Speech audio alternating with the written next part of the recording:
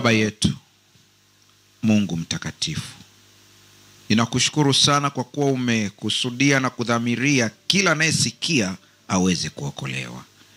Tunapoangalia maandiko matakatifu, anayefuatilia kwa njia television, anayefuatilia akiwa hapa, anayefuatilia akiwa nyumbani, kwa njia ya mtandao, wote tuunganishe kuwa kitu kimoja, ili mwisho wa yote utukufu ukurudie wewe.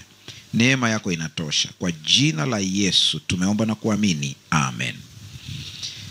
Natamani leo tuangalie somo ambalo linasema aina za maombi ya wakati wa maumivu. Nimesemaje? Ndiyo, wakati wa maumivu kila mmoja anajua kwamba ni wakati ambao ni mgumu, una changamoto. Tumeangalia katika masomo yaliyopita ya kwamba wakati mwingine kwa kuto kujua unaweza ukajikuta umeomba maombi ambayo sio wakati wa maumivu. Bado ngoja niweke vizuri. Kila ugonjwa una dawa yake. Kwa hiyo huwezi tu kukariri ukatumia aina fulani ya dawa kwa ugonjwa ambao sio. Sasa kwa kuyaelewa yote haya, unaelewa kwamba hata katika changamoto ambazo tunazipitia, unapoongea na Mungu, ukielewa aina gani ya maombi uitumie wakati gani, ni kama vile njia yako inakuwa rahisi zaidi, tofauti na mtu ambaye hajui kabisa.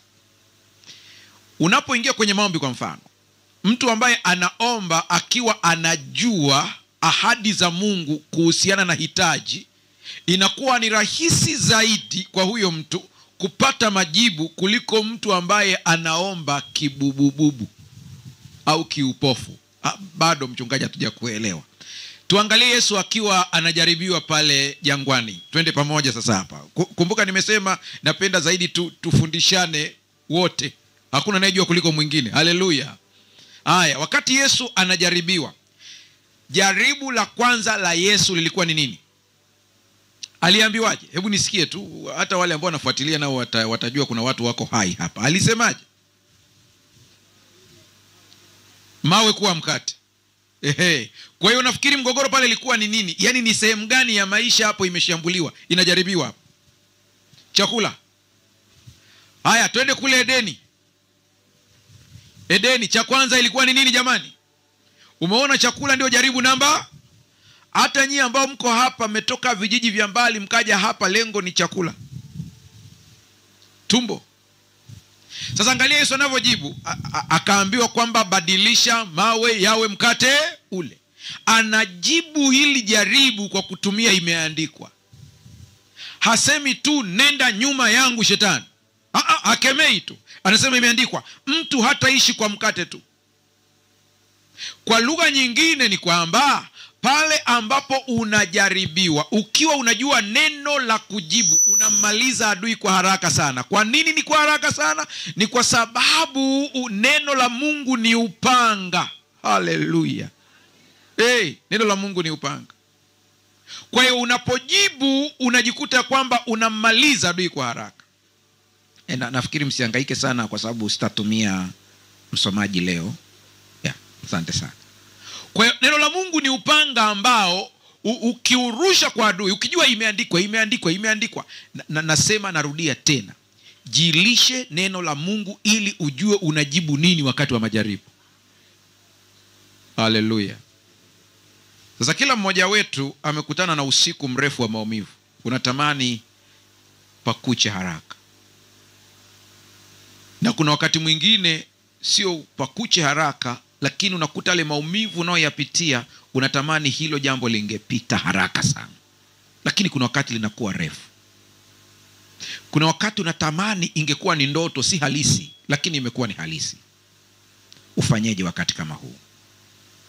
Kitabu cha Yakobo sura ya 5 fungu la 13, nitasoma Kiswahili cha kisasa. Anasema, je, pana mtu yeyote miongoni mwenu aliye na shida? Anapaswa kusali. Je, yuko mwenye furaha? Anapaswa kuimba nyimbo za sifa. Kiswahili cha kizamani hakijasema hivyo. Naamini unacho hapo. Lakini twende vizuri. Anasema, je, pana mtu yeyote miongoni mwenu aliye na shida? Anapaswa kusali. au kuomba. Je, yuko mwenye furaha? Anapaswa kuimba nyimbo za sifa.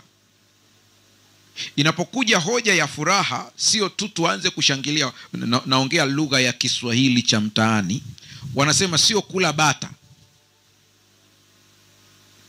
Yaani unafuraha wewe ni kula bata. Yaani wewe unashangilia. Anasema wewe Mkristo, namna yako ya kushangilia ni tofauti na mtu asiyemjua Yesu. Haleluya. Tusikie nyimbo za sifa za kumtukuza Mungu kwa matendo yake makuu aliyokutendea, kumsifu Mungu. Wewe unafuraha, lakini anasema kama una shida yoyote ile, kazi yako ya kwanza ni kuomba. Changamoto tulionayo ni kwamba watu wakiwa na shida anaanza kutafuta msaada kabla ya kuomba. Bado. Kama una shida yoyote, Biblia haijasema mpigie mchungaji. Inaongea na watu au na binadamu. Biblia inasema cha kwanza fanya nini? Omba. Kwa nini inakuwa ndio kipaumbele cha kwanza? Unapoomba wakati wa changamoto, moja ya vitu vya kuomba ni hekima ya Mungu. Anakuongoza ya kwamba tatizo lako ulitatue kwa njia gani.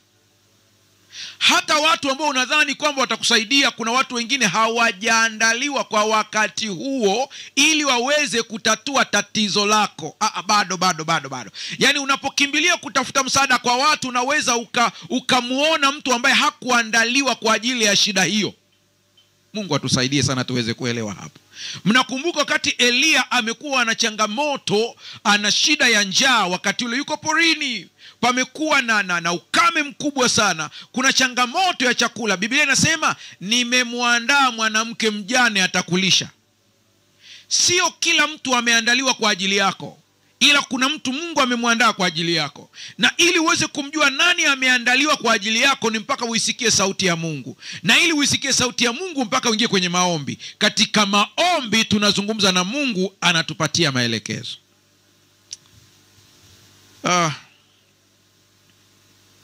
Kuna maneno kadhaa natamani uweze kuyapata. Usihangaike kuyaandika. Wale ambao watakuwa wanaangalia baadaye watakuta kwenye slide imewekwa vizuri, wataona haya maneno. Namba 1, neno shida.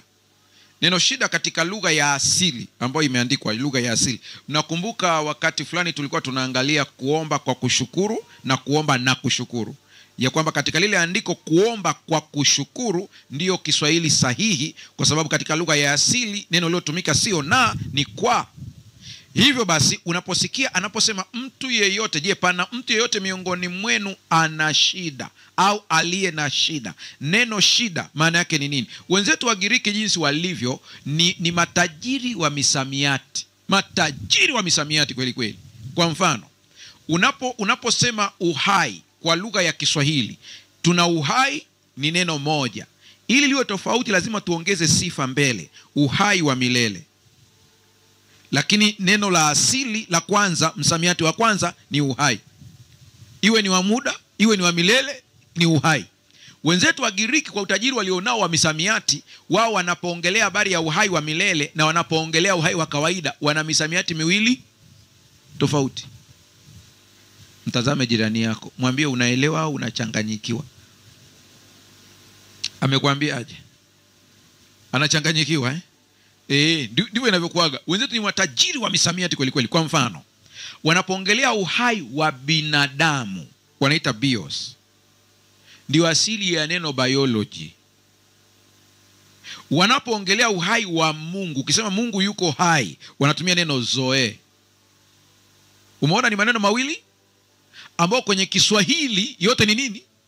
Ni uhai. Ukisikia Yesu anasema anawapa uhai, uzima wa milele, ni zoe. Sasa pale msalabani Yesu wakati anakufa, tulifanya mbadilishano wa aina ya uhai. Hapo unisikilize vizuri.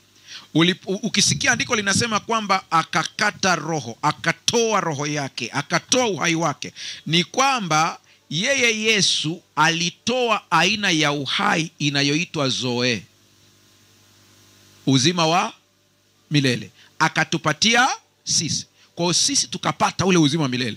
Wa kwetu ukatoka, ule uhai wetu unaitwa bios, ukatutoka sisi ukaingia kwake.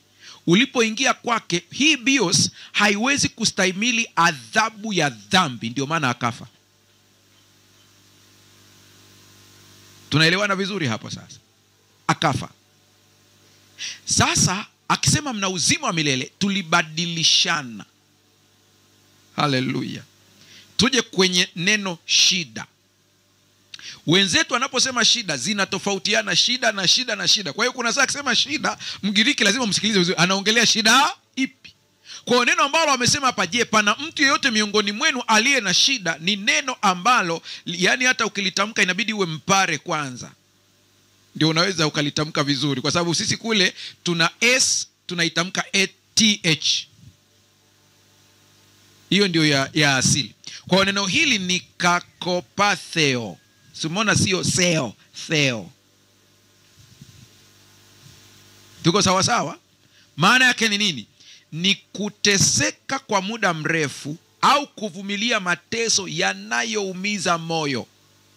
Kwa wenzetu wanapoongea mwenye shida hapa, kwa mujibu wa kitabu cha Yakobo, ni mateso ya muda mrefu ambayo umeumia. Sasa sio kwamba eti kila kitu, yani kila shida wewe uombe, kila changamoto uombe. Mbona sasa unakuwa mtoto ambaye anadeka? Umetafuna pilipili imekuwasha. Mungu Baba nisaidie, hii pilipili inawasha mdomo. Sasa mbona sasa hivi huyu mtoto wangu nimezaa mtoto wa aina gani? Kila kitu anasema ni shida ambayo ni maumivu ya muda mrefu. Kuna changamoto imekupata. Baadhi ya changamoto hazitaki maombi, zinataka hatua. Tuko sawa sawa hapa? Kwa sio kila kitu unaomba, kuna vingine chukua nini? Hatua wewe mwenyewe. Mungu ameumba mtu mwenye akili timamu kama wewe. Hapa naongelea kitu ambacho ni kizito, kimekuumiza kweli kweli. Anasema kama kimekupata hiki, wewe unatakiwa uombe. Mungu atusaidie sana. Nikatazama neno kusali. Neno kusali kwa wenzetu katika lugha ya asili iliyotumika hapa ina maana ifuatayo. Maana yake ni kuwasiliana na Mungu kwa unyenyekevu na imani kama mtoto kwa baba yake. Tazame jirani yako, mwambie umeipata vizuri au adadavue. Amekuambiaje? Aya. Kuna kupeleka maombi kwa bosi, kuna kupeleka maombi kwa baba. Ni aina mbili tofauti, hazifanani. Mnakumbuka stori ya mwana mpotevu? Aliporudi, baba yake akatoa maelekezo. Ngoja nione kama tunakumbuka vizuri sasa tulioko hapa. Namba 1, akasema mvalisheni viatu. Cha kwanza ilikuwa ni nini? Vazi. Cha pili, pete. Msiogope, itajeni, imeandikwa. Haya, tunaanza. Cha kwanza ni nini? Vazi. Cha pili ni nini? Pete. Cha tatu ni nini? Viatu. Sawa kabisa, hamjakosea. Tunaanza upya sasa. Cha kwanza ni nini? Vazi. Cha pili pete. Cha tatu viatu. Kila kitu lazima nikwambie kazi yake. Sasa ili ndio uone hili neno hapa anaposema asali, aombe. Anasema ni kuomba kwa unyenyekevu, sawa? Kuwasiliana na Mungu kwa unyenyekevu na imani kama mtoto kwa baba yake. Ndio nikasema sasa tuangalie inakuaje hapa. Mwana mpotevu wakati yuko kule anakula na nguruwe, alisema nitarudi kwa baba yangu, nitamwambia nimekosa, sistahili kuitwa mwana wako tena. Na mmekumbuka kwenye hii definition ya maombi hapa anasema ni kuwasiliana na Mungu kama mtoto kwa baba. Mwana mpotevu amesema mimi hata kwenye listi ya watoto usifanye nini? Usiniweke hapo. Lakini anapokuja cha kwanza, baba anasema mvalisheni nini? Vazi. Ninyi ambao mnajua Biblia, lugha za Biblia za kiunabii zina maana zake. Kuna maana ya mafumbo pia. Kwenye unabii wa Biblia, vazi ni haki ya Kristo. Haleluya. Vazi la harusi ni haki ya nani? Ya Kristo, sio haki yangu mimi. Kwa hiyo mwana mpotevu kwa haki yake hapaswi kuitwa mwana. Kwa haki yake mwenyewe na matendo yake hapaswi kuita mtoto wa Mungu, hapaswi kuingia hapo. Lakini baba ametoa maelekezo, anasema mvalisheni vazi. Kwa lugha nyingine, wewe unanitazama, unapoamua tu kwamba unaingia kwenye maombi, Mungu anasema kwa matendo yake siwezi kumsikiliza, lakini mvalisheni vazi la haki yangu. Haleluya. Cha pili ni nini jamani? Pete. Pete kiunabii maana yake ni nini? Gumu? Mnajaribu? Hai. Kuna lesoni ilipita sijui ni ya mwaka huu, mtanikumbusha vizuri. Nadhani robo iliyopita kama sijakosea. Mnakumbuka kuna story tulisoma habari ya Mordekai na nani? Na Haman. Sawa? Nani ambaye alikumbukwa na mfalme akaambiwa kesho yake avalishwe mavazi na atembezwe mjini? Alikuwa ni nani? Mordekai. Adui yake alikuwa ni nani? Haman. Mnakumbuka katika ile story mfalme akatoa oda kwamba huyu ambaye amevalishwa mavazi ya mfalme apewe pia na kitu gani? Pete ya mfalme. Pete maana yake ni muhuri. Muhuri maana yake dokumenti yoyote atakayoandika huyu mtu akiweka muhuri, ina maana hiyo dokumenti ni ya mfalme. Kwa hiyo huwezi kumpa pete mtu ambaye unajua atakupindua. Maana ataandika madokumenti yatasomeka kwa jina lako. Ni sawa na mimi nimpe mtu password ya email yangu. Ina maana anaweza kaingia akaandika dokumenti yoyote, habari yoyote, na atakayeisoma atajua imetoka kwangu. Unaposikia maandiko anasema mvalisheni pete, maana yake ni kwamba kwa wakati ule pete ilikuwa ni kama kadi leo ya benki, ambayo akienda kununua bidhaa yoyote akionyesha ile kadi, pesa zinakatwa kwenye akaunti ya mwenye kadi. Mtazame jirani yako, mwambie unaanza kuelewa. Amekuambiaje? Kwa hiyo ukajichanganya ukampa kadi yako ya benki mtu ambaye ni mwizi, atakomba pesa. Kwa anaposema mvalisheni pete kwenye kidole, ile familia ina pete zake. Kwa hiyo huyu ana haki ya kuenda popote, akaandika dokumenti yoyote, akachukua bidhaa yoyote, na akiulizwa nani achajiwe, atabonyeza pete pale pap. Kwa hiyo bili yote itakuja kwa mzee. Na kwa bahati mbaya huyu mzee hata jina lake hatumjui mpaka leo. Yesu anasema tu kulikuwa na mtu mmoja, hatumjui jina lake mpaka leo. Kwa hiyo wewe unapompokea Yesu Kristo kuwa Bwana na Mwokozi wa maisha yako, unapotubu dhambi zako na kuungama, unaporudi kwa baba yako, unavalishwa vazi la haki ya Kristo, unapewa pete yake. Ina maana yoyote tunayoyaomba tunapewa, sio kwa sababu ya uzuri wetu, ila kwa sababu ya pete tulionayo.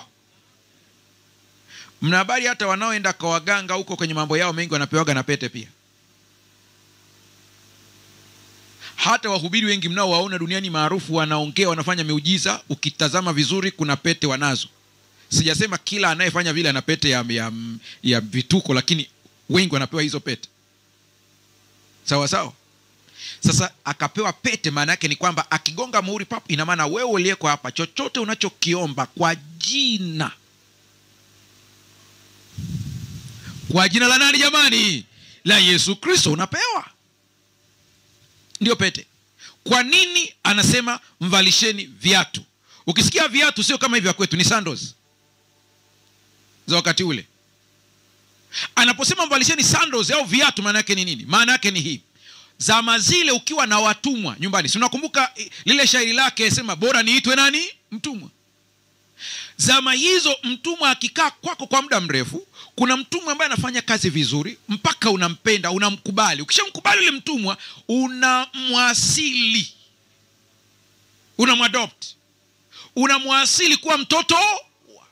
Anapokuwa mtoto wako, akiita baba, kuna namna anaita, hapewi hadhi sawa na mtoto wa kibiolojia. Kama hujaelewa sema rudia mchungaji. Yaani kuna jina anaweza akaita ukasema huyu anayeniita ni mtoto wangu wa kuzaa, na kuna jina akikuita unajua huyu anayeniita ni mtoto niliyemwasili. Ni mtumwa aliyepandishwa hadhi. Na kumbuka huyu jamaa amesema ni heri niitwe nani? Mtumwa, lakini nile humo ndani. Kwa hiyo sasa akisema viatu ni status ya utoto, huyu mtu anakuwa nani?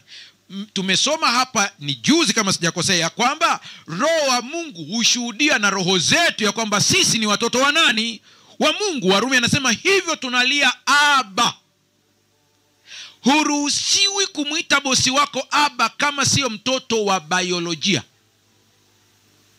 Wewe ni mtumwa tu, umepandishwa hadhi, unasema Aba, atakuuliza wewe mama yako hata simjui. Anaposema mvalisheni viatu, maana yake ni kwamba zama zile ilikuwa inaruhusiwa mtoto ambaye ni wa kibiolojia peke yake ndiye anaruhusiwa kuingia na viatu ndani. Wengine wote, hata kama unaita baba, vua viatu, huyo anaingia mpaka ndani. Mungu atusaidie sana. Yaani kwa lugha nyingine, wewe ukienda kule kwa baba yetu si mnamjua nanyi mnaposali salini hivi: Baba yetu uliye. Ngoja leo nikupe taarifa moja ambayo ni ngumu kuikubali, lakini ndivyo ilivyo. Ikatokea Mungu yupo kwenye chumba fulani, inatakiwa wewe uende. Malaika akikufikisha pale, anaishia sebuleni, ila wewe unaingia mpaka chumbani.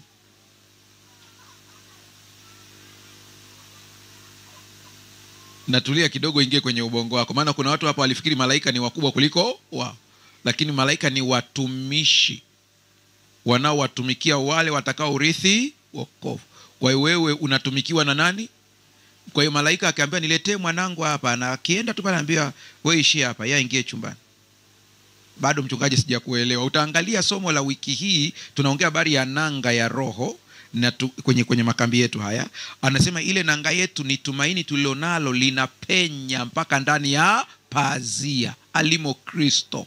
Sisi tunaingia mpaka ndani ya pazia. Haleluya. Maana kuna mtu akisikia malaika sema malaika ni wakubwa. Ni kweli, ni wakubwa, ni wakubwa, sio uongo. Wana maumbo makubwa, ila ni viumbe wa rohoni wasionekana kwa macho ya kawaida. Ni kweli kabisa. Wenzetu Waislamu wao wana hadithi zao, akikusimulia mpaka unaweza ukaogopa kabisa. Anakuambia Jibril alayhisalam ni mkubwa kiasi kwamba akifungua mdomo wake ukaamua wewe kutembea kutoka hapo hadi kwenye koromeo lake, ni mausiku sio mangapi, unatembea tu kwa ukubwa wake jinsi alivyo. Sasa hapo hujafika. Wana malaika anaitwa Sirafil, kuna malaika Zirail. Ukija kwa wenzetu wa Katoliki, nao wana aina ya malaika wao, wako wengi. Wa Protestants tuna wachache, sio kwa wanaotulinda, ila ni kwa ufahamu. Si tuna Gabriel, si ndio hivyo jamani? Waislamu wanaita Jibril, alafu tuna Mikaeli. Tuko sawa sawa? Kuna mwingine mnamfahamu kati ya hao? Yaani mmeishia hapo. Ukienda kwa Katoliki kuna Rafaeli. Wako wengi. Sasa ni kweli ni wakubwa kwa nguvu, ni kweli wana uwezo mkubwa kwa nguvu kuliko sisi, lakini kwa cheo sisi ni wakubwa kuliko wao.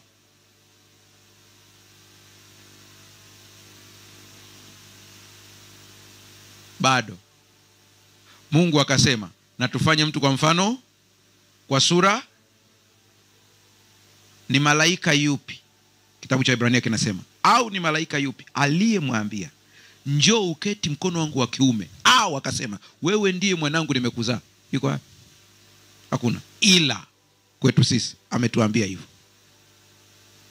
Haleluya. Bado mchungaji, sijakuwa na mimi nakuongezea tena andiko lingine. Malaika waliasi, hawakuasi? Nani alikufa kwa ajili yao?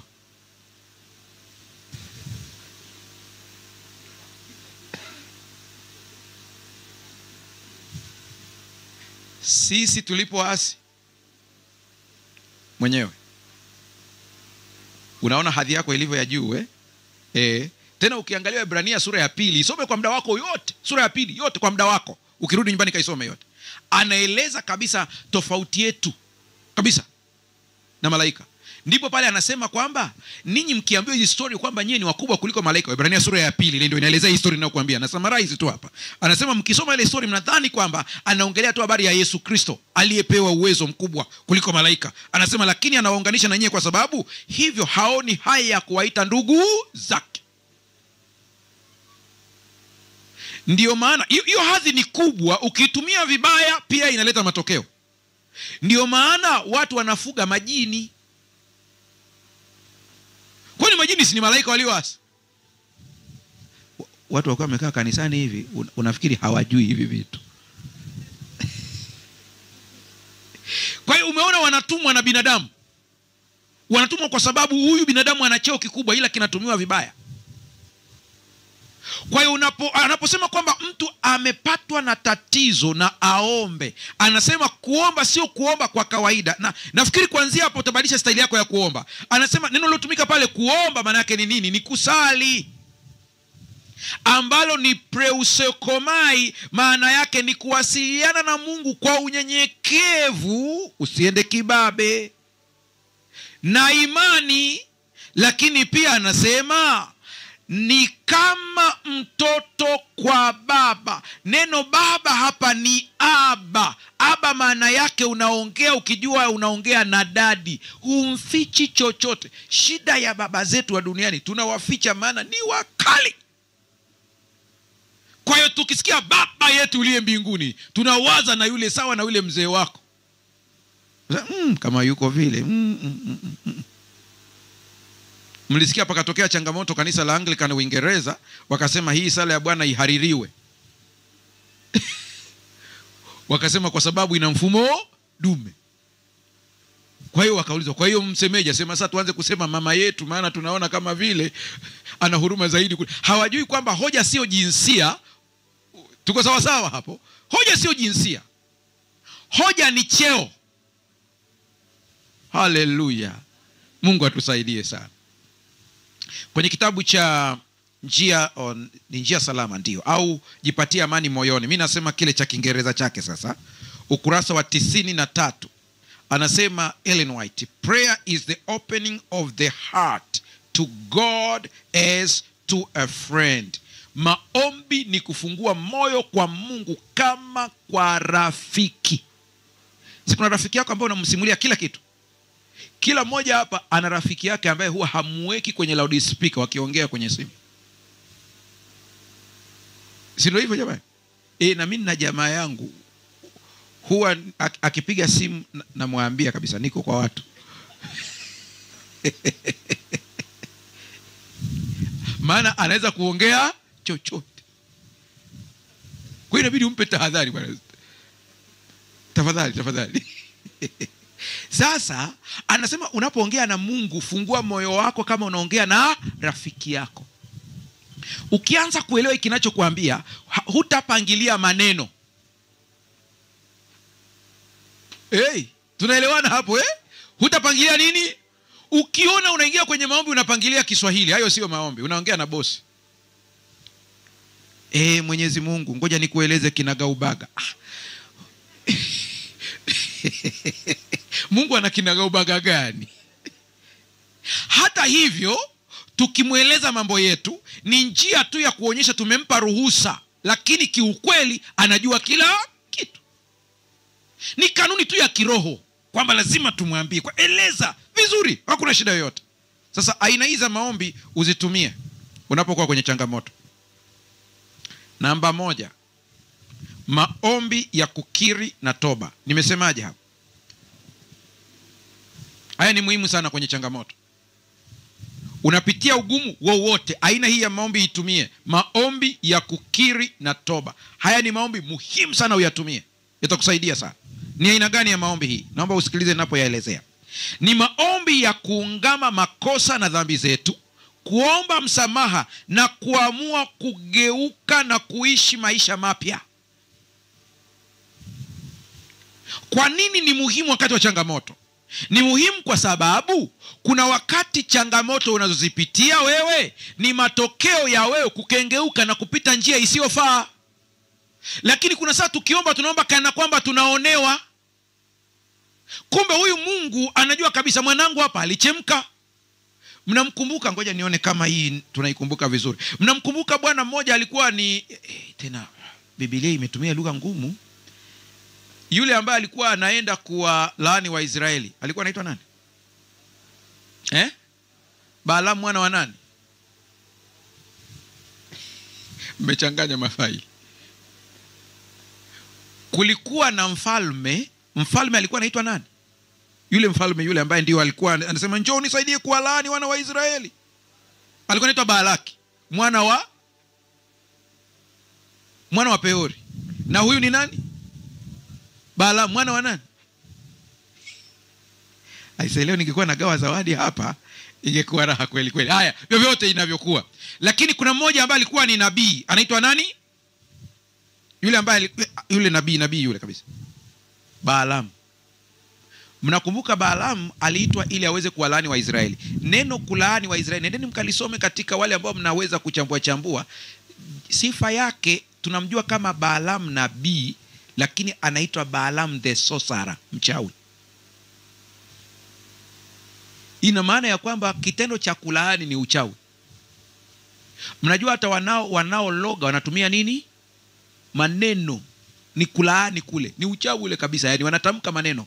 Ndio maana mtoto wa Mungu yeyote ambaye wewe umezaliwa mara ya pili, hatukutarajii ulaani watoto, maana huo ni uchawi. Mshike mkono jirani yako, mwambie umeelewa au bado hujaelewa. Amesemaje? Hatutarajii hayo mambo. Wewe unalaani nini? Sisi tumetumwa kubariki. Haleluya. Haya. Utasoma kwa muda wako tu. Hii nachombeza tu, nahitaji ni kuonyesha jinsi ambavyo tunapata shida kama matokeo yetu. Hesabu 22 utaisoma kwa muda wako. Utaona ile story. Basi akatuma wajumbe kwa Balaam mwana wa Peori hata Pethori ulio kando ya mto mpaka nchi ya wana wa watu wake, kwenda kumuita akisema, tazama kuna watu waliotoka Misri, tazama wanaofunika uso wa nchi, tena wanakaa kunikabili. Basi njoo na kusihi unilaanie watu hawa, maana wana nguvu kunishinda mimi. Labda nitaweza tupate kuwapiga, niwafukuze watoke katika nchi yangu. Kwa maana najua kuwa yeye umbarikie ubarikiwa, na yeye umlaanie atafanya nini? Atalaniwa. Lakini jamaa alikuwa ni mchawi. Sasa huyo ambaye ameitwa sasa, ngoja tuone sasa, turudi pale. Basi akatuma wajumbe kwa Balaam mwana wa Beori. Niwaulizeni, aliyeitwa kwenda kulaani anaitwa nani? Nimesoma hapa sasa hivi. Tuache kula sukari. Narudi tena. Basi akatuma wajumbe kwa Balaam mwana wa Beori hata Pethori ulio kando ya mto mpaka nchi ya wana wa watu wake, kwenda kumuita akisema, tazama kuna watu waliotoka Misri. Na mimi nimeuliza swali, ambaye anakuja kulaani aliyealikwa anaitwa nani? Balaam. Wakati anaenda alikutana na malaika anamzuia, lakini akalazimisha mpaka yule punda akaenda mahali akamsugua kabisa mguu kwenye mwamba hivi au kwenye ukuta. Aliendelea hivyo kulazimisha. Kuna wakati Mungu anatuzuia tusiende kwenye maeneo ambayo yana hatari, lakini tukikaza mioyo yetu Mungu anatuacha twende, na tukienda huko tunapata matokeo ya uchaguzi wetu. Kwa hiyo hata wakati mwingine uchungu na ugumu tunaopitia ni matokeo. Ndio sababu maombi aina ya kwanza ni maombi ya kukiri na kutubu. Haleluya. Andika Zaburi 51 fungu lile la 10. Zaburi 51 fungu la 10. Mnafahamu sana, Mungu uniumbie moyo safi, fanya upya roho iliyotulia ndani yangu. Ina maana hapa anapoungama na kutubu anasema, nimefanya mambo ya ajabu kwa maamuzi yangu mwenyewe, niumbie moyo safi. Kitabu hiki cha Njia Salama au Hatua za Ushindi au Jipatie Amani Moyoni ni kitabu ambacho nimekipenda. Nadhani miaka 3 mfululizo kwenye makambi nilikuwa nakipigia debe kila moja akisome. Ukurasa wa 38 anasema, true confession is always of a specific character and acknowledges particular sins. Anasema kukiri kwa kweli daima ni kwa dhambi maalum inayojulikana tena kwa uwazi. Ikiwa mtazingatia vizuri mafundisho yale ambayo yamepita, nilisema hivi, wakati mwingine tunatubu dhambi kwa lugha ya jumla, lakini mtu ambaye anatubu kwa dhati anataja dhambi kwa jina lake kabisa, ni hii. Yaani kama wewe una uchoyo, sema kabisa, Mungu nisamehe, mimi ni mchoyo, nina roho mbaya. Ndipo mwambie niumbie moyo safi. Na usijidanganye. Kama umempokea Yesu Kristo kuwa Bwana na Mwokozi wa maisha yako na ukabatizwa, kuna wakati hata kama una roho mbaya unajijua. Maana roho Mungu anakuambia hiki ulichofanya kwa kweli. Amekuja mtu hapo kanisani anakuuliza, jamani, kuna binti hapa kanisani anaitwa fulani, nimekuja kuulizia, kuna kijana wangu anaposa, anauliza kama binti anafaa. Nimeambia wewe ndio shemasi, kwa hiyo nimekuja kukuona utuambie habari za binti huyu. Sasa wewe shemasi mwenyewe ulionekana unafaa ukafanywa kuwa shemasi, lakini ukiangalia nyumbani kwako pia una mabinti hawajaposwa.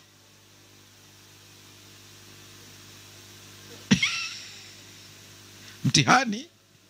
Na wewe ndio unaambiwa sasa useme. Kwa hiyo unajikuta automatic unaambia wewe huyo.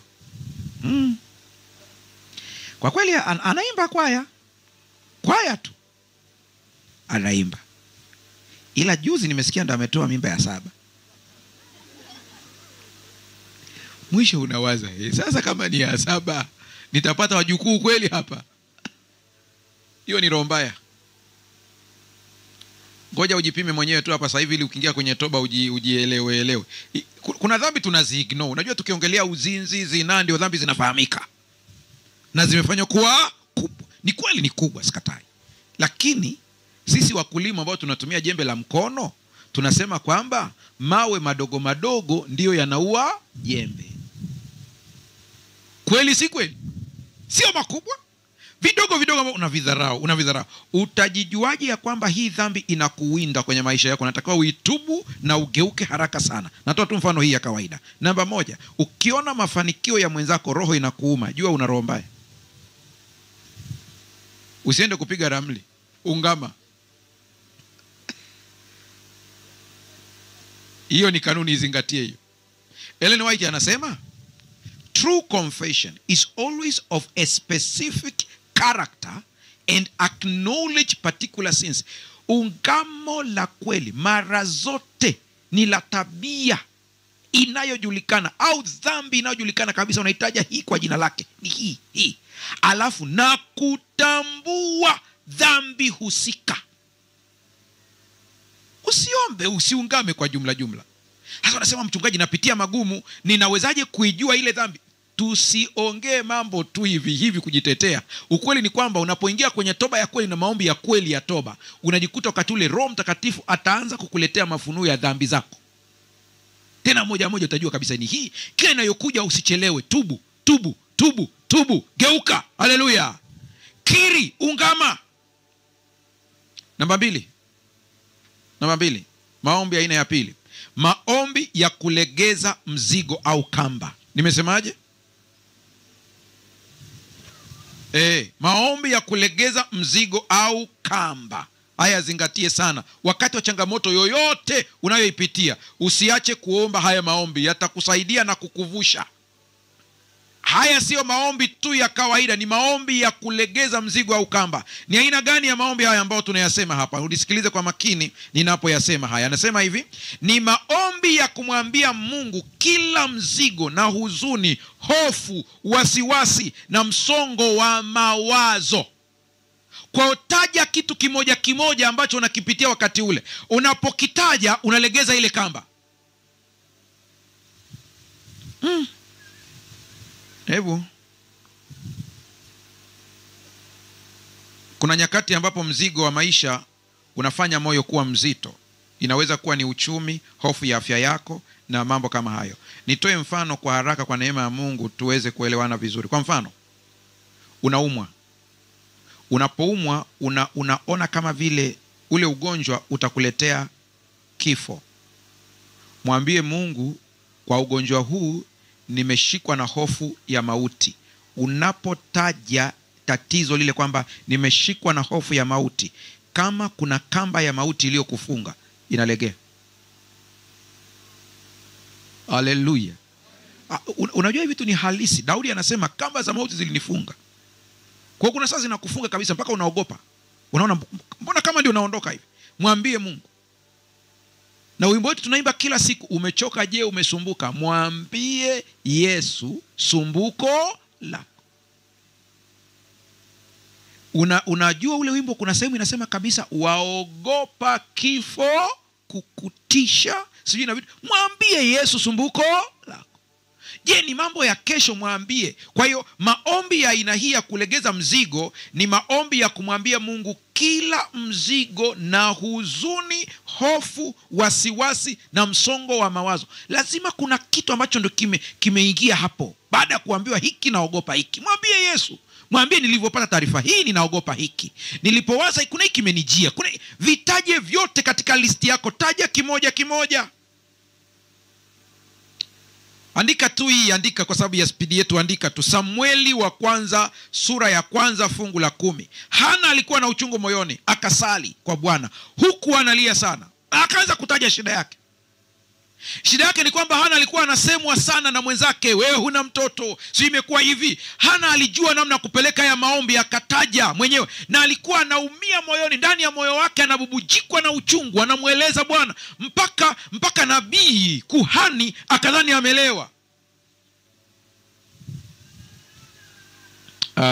Kuna kitabu chetu tunakiita Huduma ya Uponyaji, ukurasa wa 481. Sijajua kama kwenye vitabu vya mwinjilisti tunacho, akipo kile. Sawa, anasema hivi: acha mizigo yako yote kwa Mungu na umwamini. Hii sentence nataka muirudie wote vizuri. Acha mizigo yako yote kwa Mungu na umwamini. Hebu rudia hayo maneno. Unajua maana yake ni kwamba kuna wakati tunamwachia Mungu mizigo lakini hatumwamini kama atafanyia kazi. Unajisikiaje wakati umemwachia mtu kitu, umeachiwa kitu na mtu lakini anakuja kufuatilia mara kwa mara? Hujanielewa. Utanielewa siku ambapo umevaa koti la mtu, alafu mmekaa naye karibu, alafu kuna sufuria masizi inapitishwa. Jamaa atakwambia, bwana, kuwa makini bwana, utanichafulia koti hapa. Lakini ukimwamini mtu, ukampa mtu kazi, umepewa kazi, kwa mfano wewe ni fundi, amekwambia bwana nitengenezee kibweta, nitengenezee meza. Kila dakika mtu anakuja anakwambia, we kata vizuri hapo. Hata ule ujasiri wa kufanya kazi unafanya nini? Unaisha. Huwezi kuwa na ujasiri wa kufanya kazi.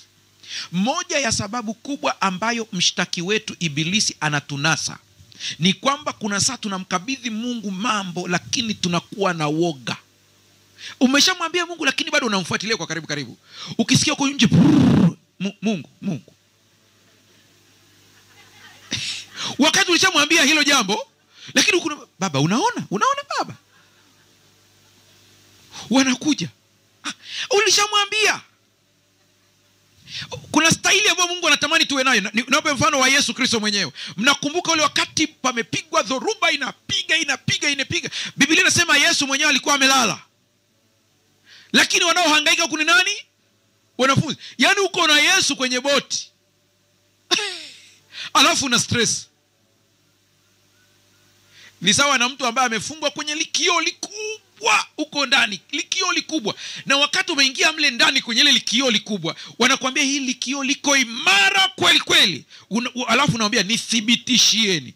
Wanachukua jiwe wanagonga pap, unashangaa kioo kiko salama. Lakini ukiwa pale ndani, ghafla simba anafunguliwa, anakuja spidi, anakuja kwenye kioo, alafu unakimbia.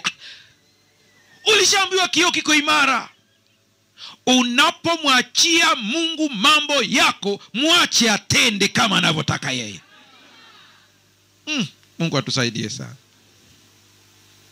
Anasema kwenye kitabu kile cha Ministry of Healing, acha, mwachie. Aina ya maombi ya 3.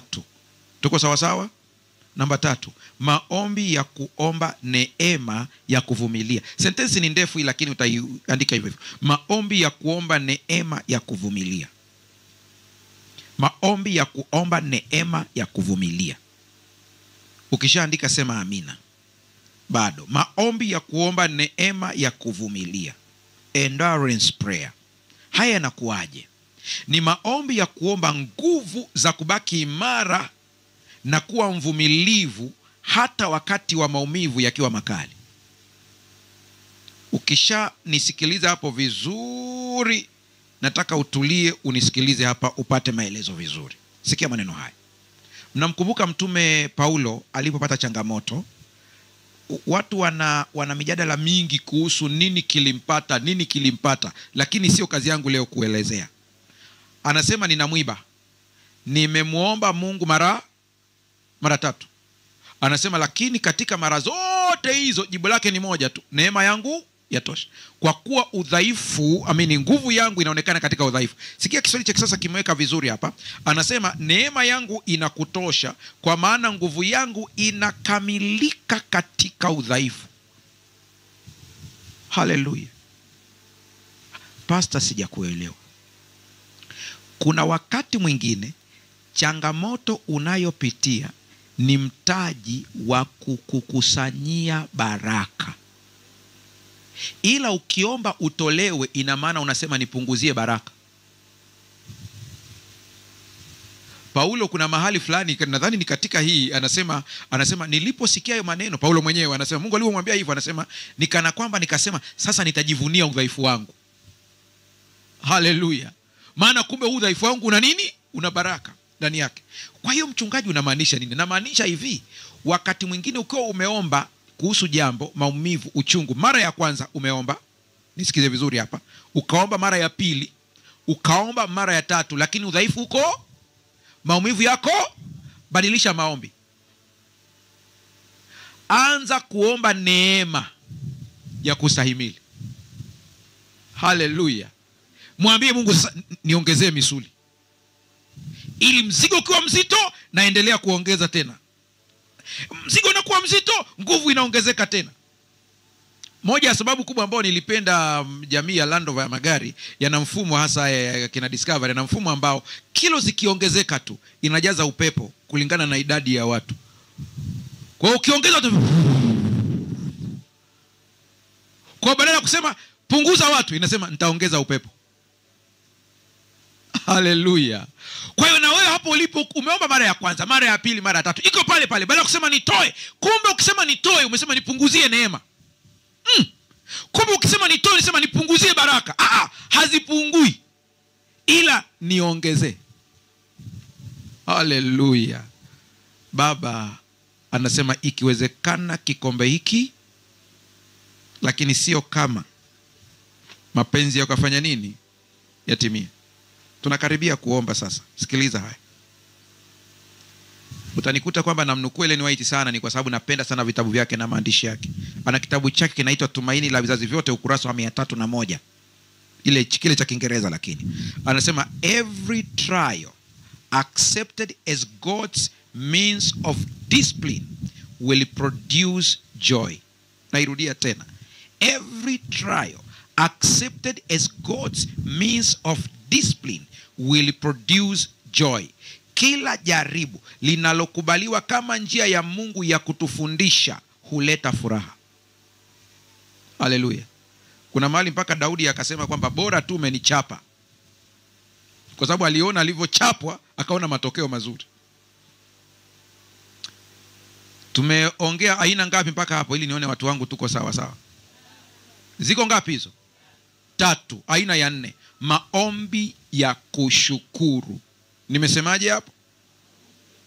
Maombi ya kushukuru. Kwenye kitabu changu kinaitwa siri za maombi yaliyojibiwa, kuna maeneo ambayo nimeelezea aina 7 za maombi, iko humo ndani, na Ufunuo Publishing wanafanyia kazi kile kitabu, kitatoka hivi karibuni, kwa hiyo mtakipata kwa wainjilisti wa vitabu. Moja hapo ni maombi ya kushukuru. Ni maombi ya kumshukuru Mungu hata wakati moyo unalia.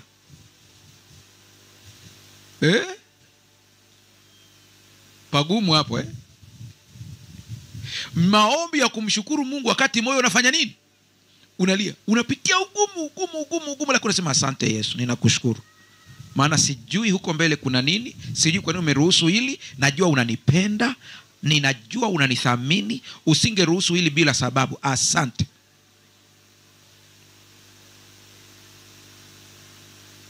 Mchungaji, mtu amepoteza mtoto wake kipenzi chake, alafu anashukuru. Ndio. Inakuwaje hii? siku ukifunguliwa macho, ukifika mbinguni, ile miaka 1000 ambayo utakuwa tumekaa pale tunajadiliana naye mengi sana, kuna siku utamuuliza.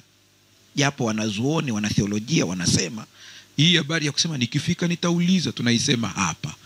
Anasema lakini tukifika pale, kwa kuwa tutapewa akili mpya, utashangaa majibu yanakuja automatic. Lakini tuongee hapa maana hatujafika huko bado. Kwa hiyo huko bado anauliza Mungu, mimi sikuelewi. Kwa nini uliruhusu mtoto wangu kabisa, amesoma, nimemsomesha kwa shida, amefika chuo kikuu kwa tabu, amegraduate, baada ya kugraduate boda akamgonga akafa. Mungu, mimi sikuelewi. Mungu anakuambia niliruhusu itokee kwa sababu mtoto wako angeenda kufanya kazi, angeenda kumwabudu shetani completely, ungempoteza, angeingia jehanamu ya moto. Kwa hiyo nikaona nikatize uhai wake hapa bado akiwa ana imani nzuri, ili ukutane naye. Wakati unamuuliza Mungu, sasa yuko wapi? Anamuita malaika wa muongozaji. Njoo. Malaika na mfungulie kile chumba. Akifungua unamkuta kijana wako, naambia unganeni tena. Haleluya. Utajikuta automatic mahasira yote kwisha. Kwa hiyo Mungu anakuuliza, hivi lipi bora? Angepotea milele. Maombi ya kushukuru ni kumshukuru Mungu hata wakati unalia na macho yanatoa machozi. Hutambua uwepo wake na baraka zake hata katika hali ngumu. Matendo 16:25 mnaifahamu vizuri hii. Katika usiku, katikati ya usiku, Paulo na Sila walikuwa wakisali na kuimba nyimbo za kumsifu Mungu. Mkishaiandika naomba mnisikilize, kuna dondoo hapa nahitaji niweze kuinukuu vizuri kabisa, na nilikuwa namuomba Mungu anisaidie nisije nikamaliza hili somo bila kuwanukulia hii. Inatoka kwenye kitabu kinaitwa The Ministry of Healing, ukurasa wa 251. Anasema nothing tends more to promote health of body and of soul than a spirit of gratitude and praise. Anasema hakuna kinachosaidia afya ya mwili na ya roho kama moyo wa shukrani na sifa. Kumbe unapomsifu Mungu na kumshukuru, unaleta afya ya mwili na ya roho. Jifunze tu siku moja, jifunze. Kafanyie mazoezi. Wakati unapopitia machungu magumu, acha kuomba na kulalamika. Mwambie tu Yesu asante. Kuna karoka anakuja kunambia lakini mwambie akusaidie, mwambie asante na kutukuza. Wewe ni Mungu. Kuna karoka anakuja kunakwambia lakini hujamwambia shida yako, mwambie tu katika miungu wewe ni nani? Ni Mungu. Asante kwa upendo wako. Asante kwa fadhili zako. Milango itafunguka. Maombi ya imani. Maombi ya imani ni maombi ya kumwamini Mungu hata bila kuona majibu mara moja. Muamini tu. Muamini tu. Hata kama hujaona majibu, muamini tu. Muamini. Ayubu 13:15. Hata akiniua bado nitamtumaini. Haleluya. Hata akiniua bado. Huwa nikifika hili fungu namkumbuka mchungaji Paul Semba, alidadavua vizuri sana kwenye masomo yake mojawapo. Hili fungu hili, kila nikilisoma nakumbuka, maana nilifuatilia sana hilo somo lake vizuri kabisa. Katika lugha ya asili neno ambalo limetumika pale tukilidadavua vizuri, nikana kwamba Ayubu anasema hivi, hata ikitokea nimewekewa kisu shingoni, nitauliza nani ameshika? Haleluya. Anasema nikisikia tu akisema ni mimi Mungu wako, namwambia songa mbele, kata. Haleluya. Ajapo niua, hata ikitokea na niua, bado nitamtumaini. Nakumbuka hata Isaka, maandiko yanasema kwamba alimtumainia yeye ambaye anaweza kuwafufua nani? Wafu. Kajamaa kalikuwa kana nguvu, kangemkimbia baba kabisa, kangesema huwezi kuniua mimi, lakini kakakubali, kakafungwa. Ila tumaini lake ni kwa Mungu. Ni nani kati yetu ambaye anaingia hasara, anapoteza mali, anapoteza afya, anasema kama ni Mungu ameruhusu nitaendelea kumtumainia? Watu wanakuja na kwambia kuna mkono wa mtu hapa. Mwisho naenda kupiga ramli.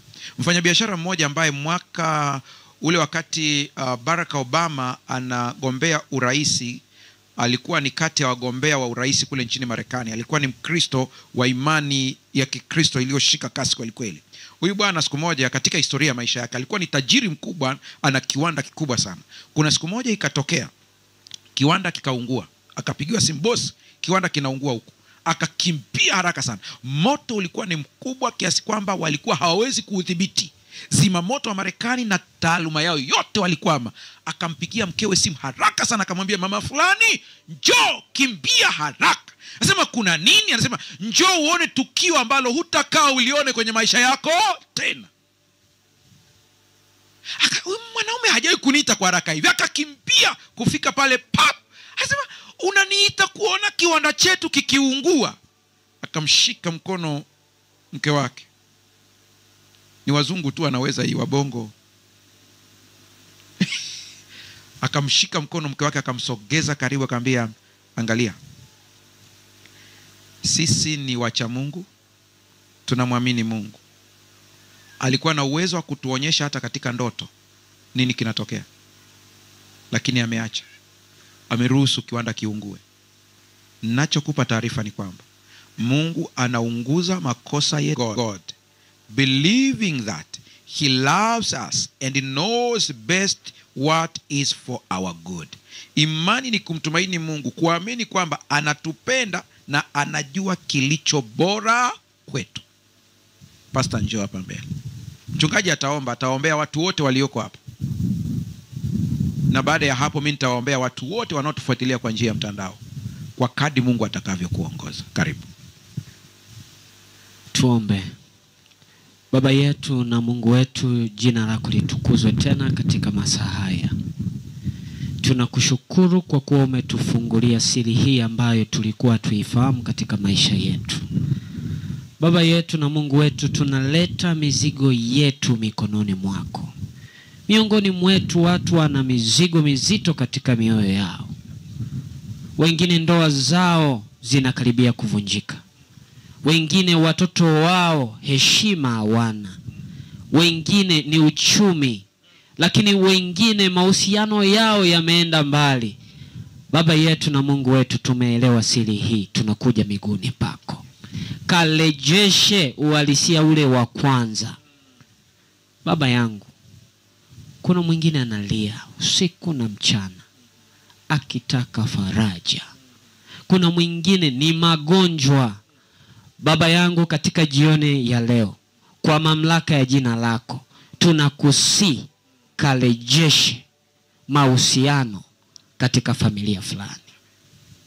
Ikiwezekana ndoa hiyo ikatengamae. Ikiwezekana magonjwa haya ambayo watoto wako wanaomba yakapate uponyaji. Tunakuomba kwa sababu wewe ni baba yetu. Tunakuomba kwa sababu wewe ni Mungu wetu. Tunaamini umesha.